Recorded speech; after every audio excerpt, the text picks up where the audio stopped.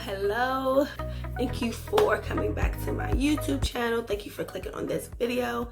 As you can see in the title of this video is my miscarriage story part 3.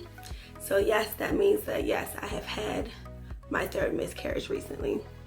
And I know I'm smiling and everything, I don't take it lightly, but as I said in my previous vlog that I'm still hanging on to the promise that God has for me. So I'm not discouraged because of this miscarriage. But let's get into this video. So August 29th of 2021, I found myself bleeding in my underwear. And because of the previous miscarriages that I have experienced, I decided to do this one a little differently.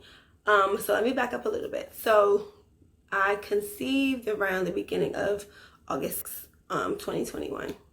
And this pregnancy compared to last year's pregnancy was different. I felt pelvic pain. I wouldn't even say it was pelvic pain. I would say I felt fibroid pain sooner than I did last year. I will say that it didn't get to the point where it was excruciating like it was last year, but I would definitely say the fibroid pain was more noticeable and it lingered longer.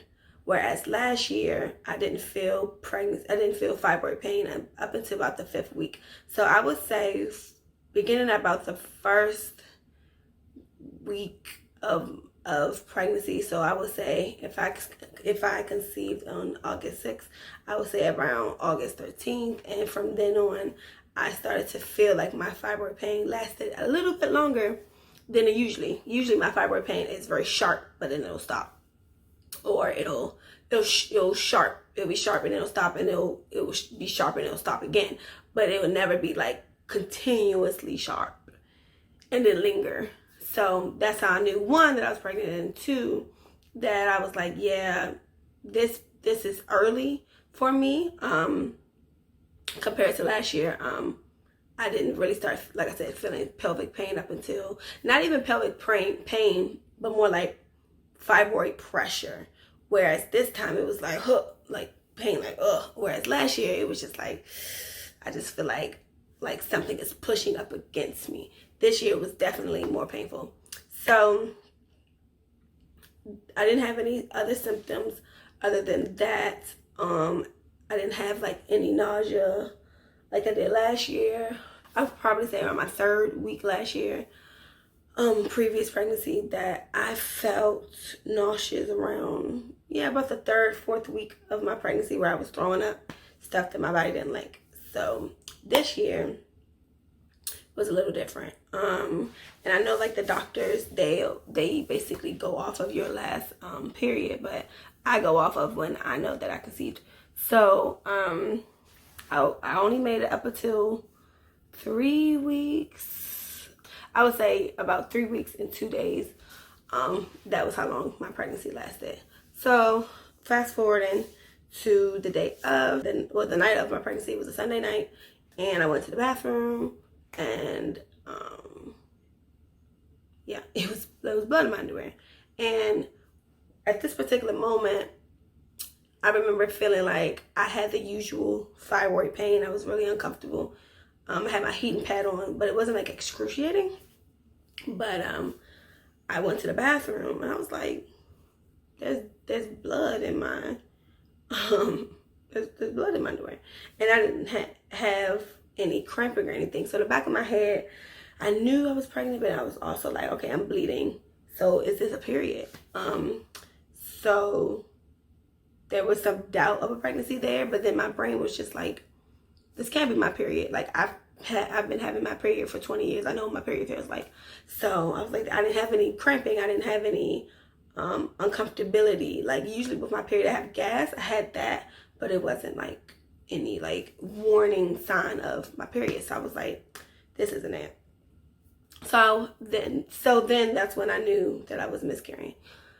But I wanted to do it differently this time. Last year, I immediately told my husband, like, I gotta go to the hospital because I'm miscarrying. Whereas this year, I was more like, I'm gonna wait this out. Because, like I said, I wasn't having any pain. I don't remember having any pain last year either. But I was just like, okay, I'm miscarrying. Well, now that I'm in massage school, and I know this sounds crazy, but I know my body, so I know how I can handle certain situations. So this year I was just like, well, I got class in the morning from 9 to 3. I'm not about to, at this time I didn't know that I didn't have to, but at this time I was thinking in massage school, you have to have people actually work on you. And if you miss a class, I think you may have to, I don't know if this is correct now that I think of it, but I believe that I had to make up that class like with another class. And I was like, I don't want nobody else that's not in my class to be touching my body. Like, I don't know these people. So I was like, nah, I'm not about to miss class. So I just went to class. And to be honest, I was fine throughout the day. I had previously told my teacher or my instructor, I had previously told my instructor that I was pregnant and that I didn't think that the miscarriage would last long because of what happened to me last year. And I knew my fibroids were bigger, but I did not know that I would be miscarrying as soon as I did. Like last year, I miscarried at 6 weeks. This year, I miscarried at 3. So I told her, I'm not sad about it or anything, but I just wanted to let her know. And I think I told her that like the Wednesday before I miscarried or the week before, something like that. I don't know. But anyway, I went to the school and I was fine. I had a little bit of uncomfortability, but I was fine. It wasn't until after my massage. I think I got my massage at the end of the day around 2 o'clock. And then around 2:30, I think that's when we may have got up and switched partners. Around that time, I was just like, I wasn't like feeling bad, but I just wasn't feeling great either. And my fibroid pain kind of just like persisted. It wasn't sharp, but it was like that pressure, uncomfortability part. So, yeah, I went to the hospital after class, and they did the normal. I went to a different hospital this time though, because I was in Virginia, so I was just like, I'm just gonna go to Virginia. Somebody that I was talking to about my miscarriage told me to go to Virginia because it was a good hospital. So I wound up going there. In this hospital, they wound up like calling me back early because I was like an emergency, like an urgent emergency. So I got back there and they took my blood and all that other stuff. I already knew like the routine of it. Did horrible with the blood taking. But then they came back and basically, they took my blood first. And then I was just kind of like waiting there. And I started to have like some more uncomfortability. And they asked me all the questions, yada, yada, yada. This is how many pregnancies? This is my third miscarriage, yada, yada, yada. I had fibroids. I told them all that stuff. So then after they took my blood, I wound up getting the ultrasound maybe like an hour, maybe like 45 minutes later after they drew my blood. And the ultrasound, it wasn't as bad as it was last year. There was still some comfortability. There wasn't as much blood as there was last year too. Like, and that was another thing. They kept asking me how many pads had I filled up. I think by that time I had used 3, but I had only filled up like maybe 2. With the ultrasound, I told her I knew I had fibroids. I asked if she could see it. She said that she could. I wish I could find my paper. Okay, so I had to log on to my I don't know what you call this, my test results on the website of the hospital, because I wanted to share with you guys the sizes of my fibroids now. So this is what the nurse put into my file. So I went into the hospital for vaginal bleeding, pregnancy approximately 3 weeks. There is a peripherally calcified posterior subserosal fibroid measuring 4.1 by 4.3 by 4.1 centimeters. There's a left body subserosal fibroid that measures 5.5 by 5.9 by 5.9 centimeters. I'm guessing that's mine. because they said there's a peripherally calcified posterior, which is my back, which is the back of me. So that one in the back is 4.1.4 by 4.3 by 4.1. There's a left body subserosal fibroid that measures. I don't know why they said 2 left ones, because I definitely know I have one on my right. So that's this one that measures 5.5, 5.9, 5.9 centimeters. And then there's a left anterior subserosal fibroid that measures 7.6 by 7.5 by 6.0. So that one definitely is my left one, because I feel this one way more than I feel any of the other ones. And the one in the back is smaller, which is understandable because I feel that one less. And then the one I feel every now and then will be this one. I don't know why he said left body though, but I don't know. So those are all of my measurements. Another thing I wanted to share was when they took my blood, my HCG level for the first time, for the Monday, the day after I started bleeding, that Monday, my HCG level was 110.85. And so what I learned from this pregnancy is that the further you go along, the higher your HCG level is. So last year my HCG level was like 700 or something like that, or 900 I think it was, and then it dropped to like 700 in 2 days. So that's how they knew that I think it dropped 700 or 400 in like 2 days. So that's how they knew I was miscarrying. So this time, because I was only 3 weeks pregnant, it was only at 110.85.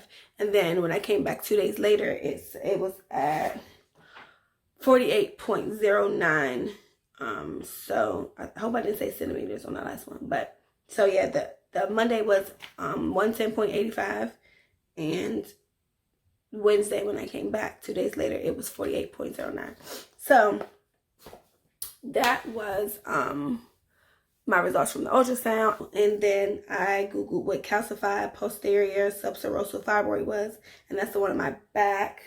And basically means a calcified fibroid is when a fibroid has reached the final stage of degeneration or cell death, and calcium deposits develop on the remaining fibroid tissue. So that's that. So that was basically me, showing I know a little bit of something. Actually, I didn't, because I had to Google. Another thing that was different was that I had a headache for about 3 or 4 days. And I want to say it started on like Wednesday or Thursday. But my head was just like, I don't know how to describe it. So I don't know what it was. I want to say it was a symptom of the miscarriage or the pregnancy going bad. Sorry if I'm breathing crazy. I just ran up the steps. But yeah, I had a headache, and it wasn't because I was dehydrated. Well, if I was dehydrated, I don't think I was dehydrated, because I was making sure I drank water this pregnancy, because Shawty did not want a repeat of what happened last year. So I was drinking that water. So I don't know what that was. But I told them I had a headache, and they gave me an IV, and it felt great. Like, the headache eventually subsided. So that was another thing I thought of. What else? So I gave the urine sample, and that confirmed that I was pregnant. They was checking things in my urine. So she did confirm the fibroids. And then what happened after that? So during like the whole, it was like, I want to say, after I got into the room, I started to feel like pain, but it wasn't like pelvic pain. It wasn't abdominal pain. There was pain. I don't know what you call this area. I want to say the pelvic cavity. I'm trying to remember from what I've been learning in massage therapy, but like basically where my pelvic hair is it was like uncomfortable right there. That hurt more than anything.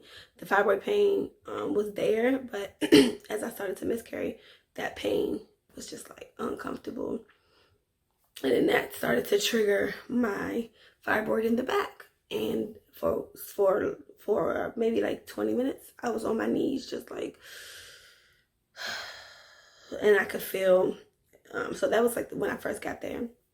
Then after I came back from the ultrasound, that's when I really started to feel like the contracting of my uterus. And I guess that was because of the way, like after I came back from the ultrasound, I guess all the pushing and stuff on my stomach. Yeah, no, that it was bad. Like I had to I was on my knees facing the back of the hospital bed because it wasn't excruciating. It was just very uncomfortable and I had to breathe through it.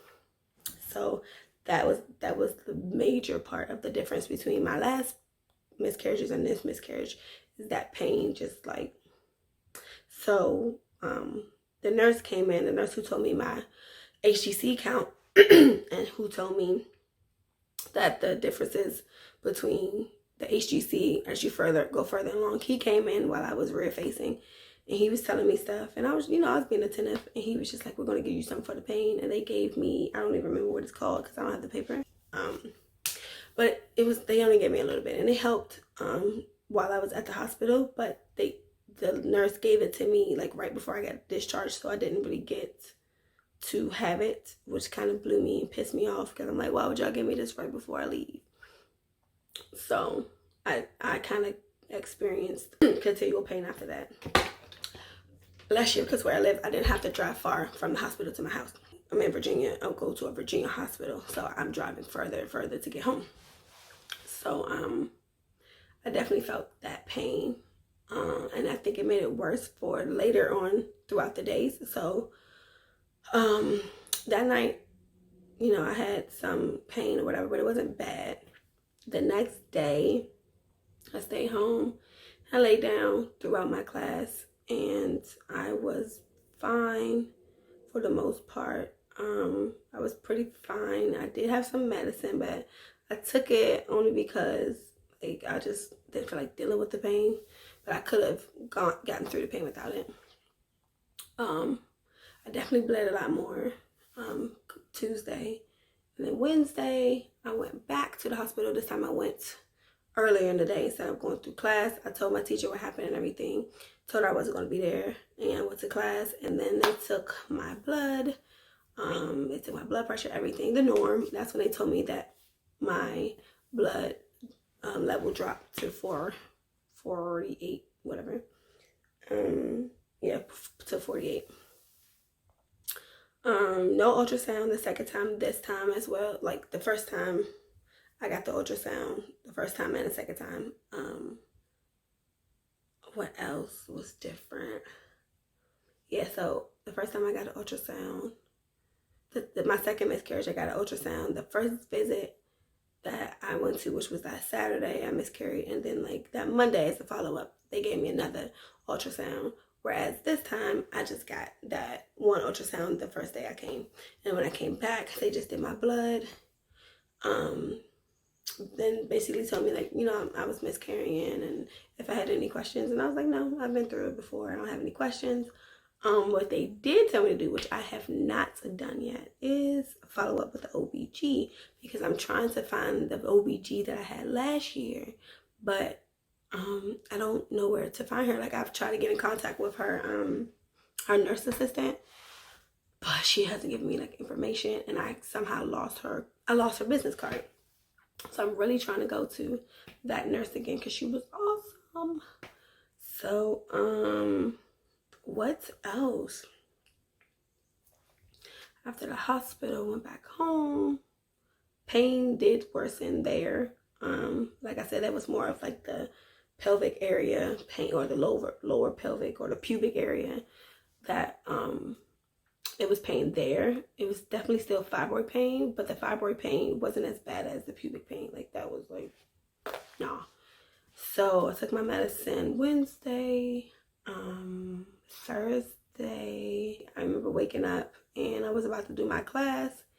And I came from the bathroom. Now, let me say, like, walking around and stuff, I really didn't do a lot of walking around, only because I wasn't trying to worsen my condition. So, yeah, I did a lot of laying around and stuff. Thursday, I went to go use the bathroom, and I guess the way I had like wiped myself, it hurts. It didn't hurt to wipe, but the aftermath of it, that pubic pain was just like, I don't know if it was the pressure I applied, but it was uncomfortable to sit down.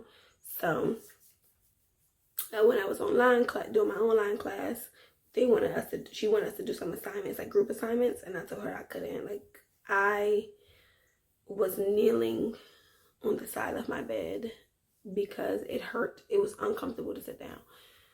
So I didn't finish the rest of that class. So that basically is all I dealt with for a couple of days. Like, as the days went by, the pain subsided. That Friday I had rehearsal. It wasn't as bad. It was not as excruciating. I would say that I did not try to use my diaphragm as much on that Friday. I did have a moment when I was just like, whoop, and then like the pain went away. The pubic pain, like the fibroid pain, I don't care. I can deal with, like, I've always had that, so that's not anything I was tripping over. But I think my pain subsided probably like that Sunday or that Monday. The blood eventually stopped around that Monday. And other than that, I feel fine. I don't think there's anything else that I have to add. No. Now, I'm back to normal. I'm back to good health. Now I just gotta get get a checkup to find out, if everything's good. I do want to get back to my fibroid blend. So that is something else I will be doing, taking my fibroid blend. First I want to make the doctor's appointment, and I already have the sizes of my fibroids. So I want to make the doctor's appointment, make sure everything is fine, and then start my fibroid blend so that I can document the progress of my fibroid shrinking, or if there will be any progress. So I think I would do that in like a 3-month span, like take my fibroid blend for 3 months and then go back to my OBG and then document, if they're shrinking or not. And if they're not shrinking, I'm just going to go ahead with the procedure. If they are shrinking, I'll just go ahead with the fibroid blend because it only makes sense, right? So that basically is it. You guys have been awesome with asking me questions about, my fibroid blend video and everything. With that, you guys have been very supportive about that. If you guys want to know anything else about my miscarriage, if I think of anything else, I'll let you guys know. But other than that, this concludes my video, and I thank you guys for watching.